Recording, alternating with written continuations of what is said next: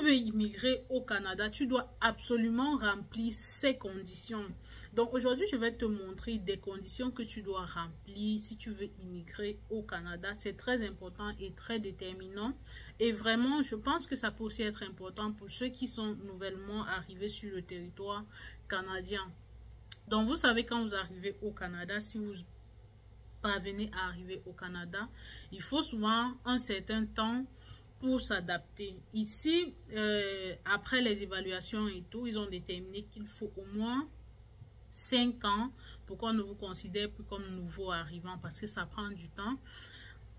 Et maintenant, il y a des conditions que tu dois remplir, des choses aussi que j'aurais aimé savoir par le passé là, que je vais partager avec toi. Donc, je vais t'inviter à partager la vidéo, t'abonner et liker. Rester jusqu'à la fin. Rester jusqu'à la fin, c'est le plus important pour ne rien manquer. Donc, on y va. La première chose que je te conseille absolument de faire, c'est de faire ton évaluation comparative. L'évaluation comparative de tes diplômes, c'est quelque chose de très important pour toi, surtout pour les personnes objectives. On va vous dire, au Canada, il y a de l'emploi partout et autres, mais... Et aussi, vous savez, je vous l'ai aussi déjà dit, l'emploi au Canada prend en considération l'expérience, ça qu'on ne montre pas, mais aussi les diplômes sont importants. Donc, et l'évaluation comparative, ça prend souvent beaucoup de temps, dépendamment des personnes. Chez moi, ça n'a fait que 2 semaines et je l'ai reçu. Et on avait même lié le mauvais compte. Ils nous ont renvoyé. Parce qu'ils précisent exactement le compte qu'ils veulent. Ils ne veulent pas, chez moi principalement, c'était une carte de crédit qu'il fallait lier principalement. Donc, ils ont renvoyé les documents. On a renvoyé et relié tout ça. Et ça m'a pris 2 semaines par la suite. Donc, voilà. Pour certains, aujourd'hui, je vois, ils sont à 6 mois sans avoir reçu l'évaluation comparative. Donc, pour ceux qui aimeraient ça travailler dans des postes au niveau de la fonction publique, là, c'est presque toujours demandé. Dans le privé, c'est pas toujours demandé, mais c'est conseillé de l'avoir. C'est conseillé de l'avoir parce que même pour certains programmes de formation, on vous demande l'évaluation comparative. Aussi, vous savez, il y a des gens qui ont des offres, on valide, mais quand on demande l'évaluation comparative, ils ne les ont pas.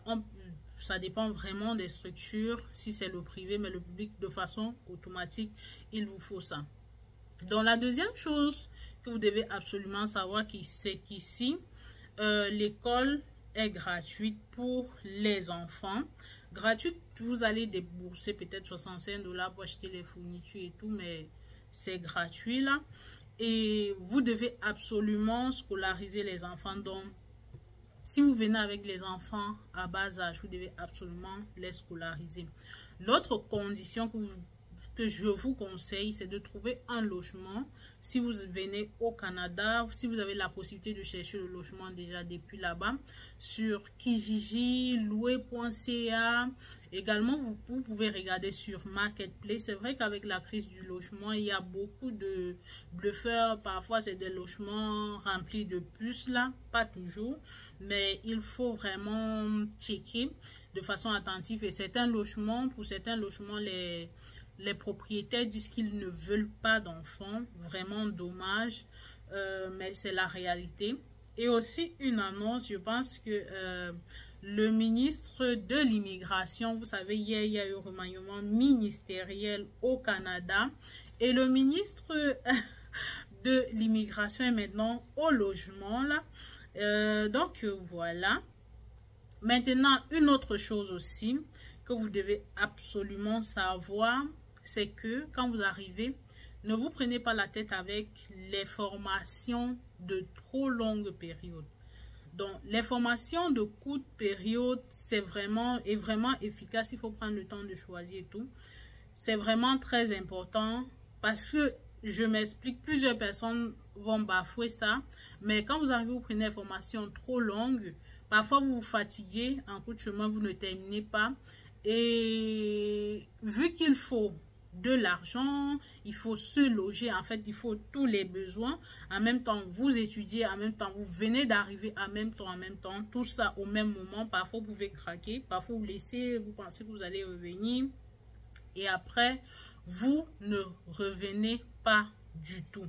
Donc, voilà quelque chose, voilà des choses que vous pouvez faire. Maintenant, d'entrée de jeu, avant tout ça, pour ceux qui veulent venir au Canada, vous êtes tenu de vérifier déjà si vous êtes admissible à immigrer au Canada, à entrer au Canada avant d'engager toute procédure. J'avais déjà fait une vidéo pour vous montrer comment vérifier son admissibilité pour l'immigration au Canada. Vous pouvez aller dans la chaîne et regarder. Ça se fait facilement en quelques clics. Avec quelques questions, vous allez répondre à quelques questions et puis c'est validé.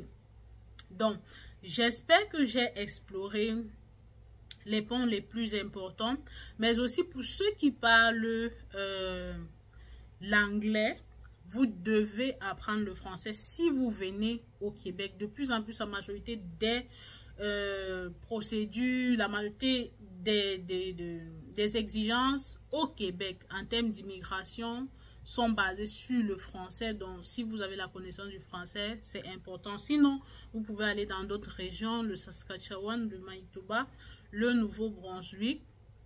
Et aussi, maintenant, une autre chose pour les francophones qui courent vers les zones comme le Manitoba, le Nouveau-Brunswick, de plus en plus le Saskatchewan, on constate que il y a une annonce qui est sortie, près de 1000 immigrants, je pense, sur 2 ans, oui, qui ont quitté le Manitoba et près de 500 sur 3 ans au Saskatchewan, si je ne me trompe pas, qui ont quitté.